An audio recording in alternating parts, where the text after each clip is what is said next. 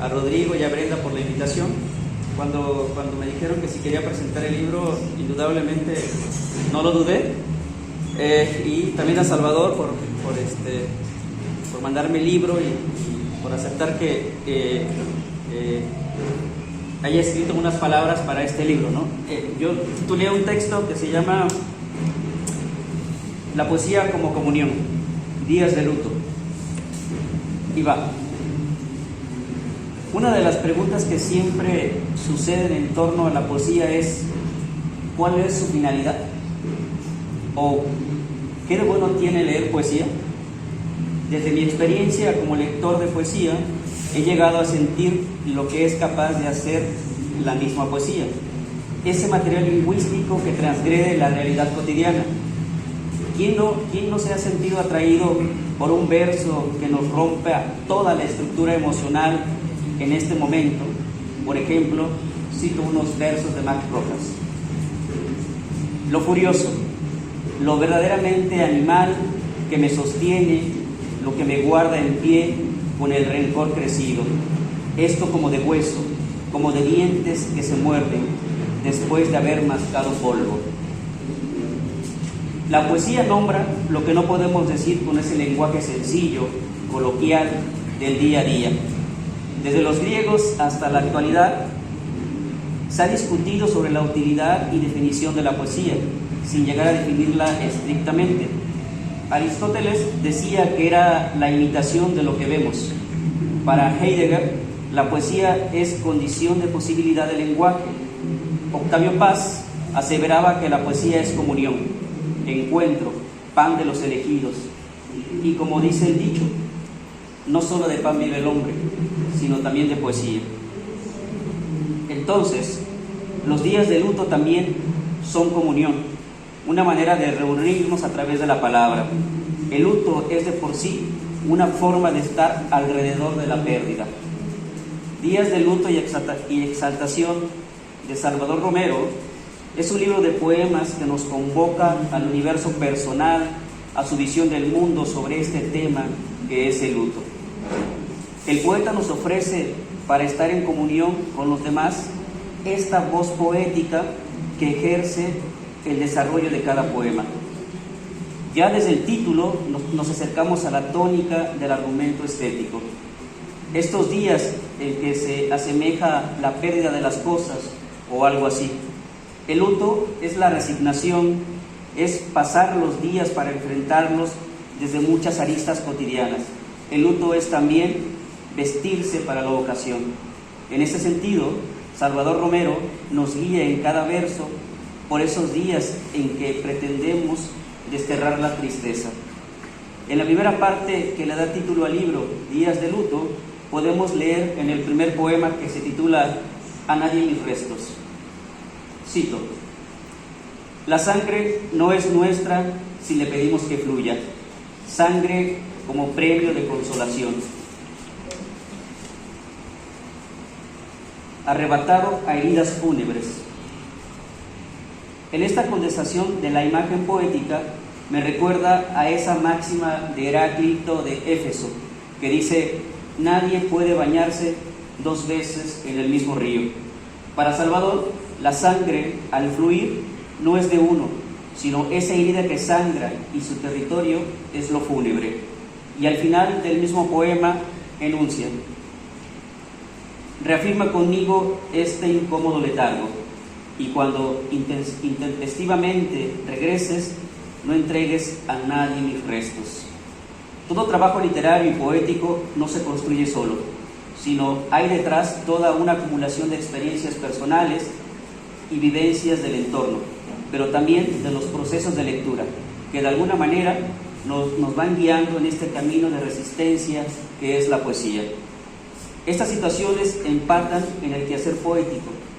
Con ese final del poema, A nadie mis versos, me hace recordar unos versos del poeta cubano Emilio Vallagas, que dice: si preguntan por mí, traza en el suelo una cruz de silencio y de ceniza sobre el impuro nombre que padezco. Si preguntan por mí, di que he muerto y que me pudro bajo las hormigas. Así, la poesía es esta comunión con nosotros, con ese lenguaje que nos acompaña siempre y que está allí para sorprendernos, porque eso es la poesía, sorpresa. El lenguaje se vuelve subversivo. María Negroni dice que el lenguaje es más grande que nosotros, nos sobrepasa, y en ese sentido, lo importante en un poema es la enunciación, es decir, de qué manera el poeta maneja su discurso escrito, de qué manera nos lega una verdad que no se cuestiona, sino que simplemente se arraiga en la memoria. Todo poema es también, hasta cierto punto, acercarnos a la intimidad del poeta. Y es el vínculo que atraviesa a Salvador, este ente enunciador que subraya la continuidad de los días de luto en esta primera parte. Y leemos en el poema Luto Primario.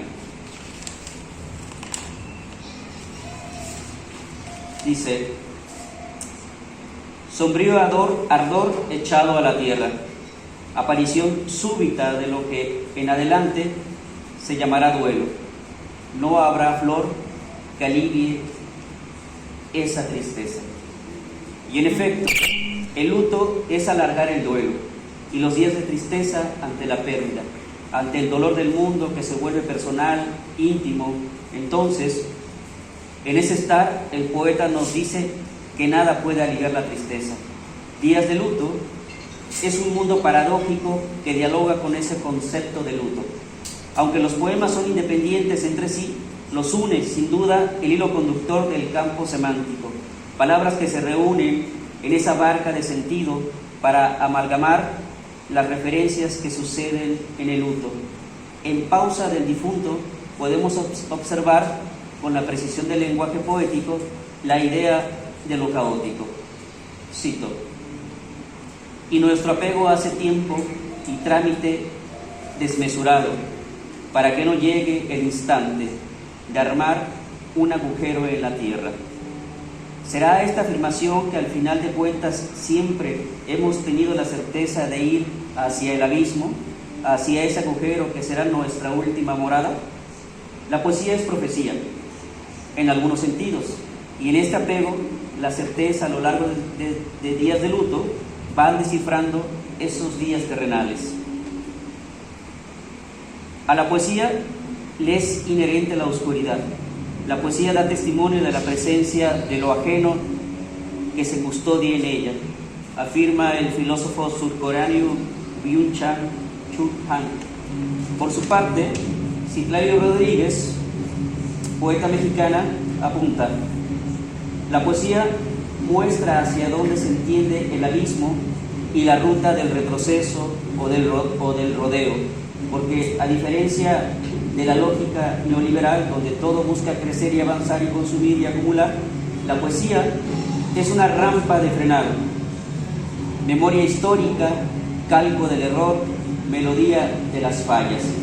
Entonces, Salvador Romero se sumerge en ese caos para revolver el lenguaje y aterrizar y ordenar ese caos mental.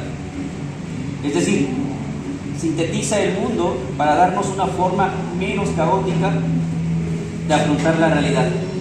Como el universo, el poema se alinea alrededor del sol, en este caso, alrededor del luto como forma estética de la realidad.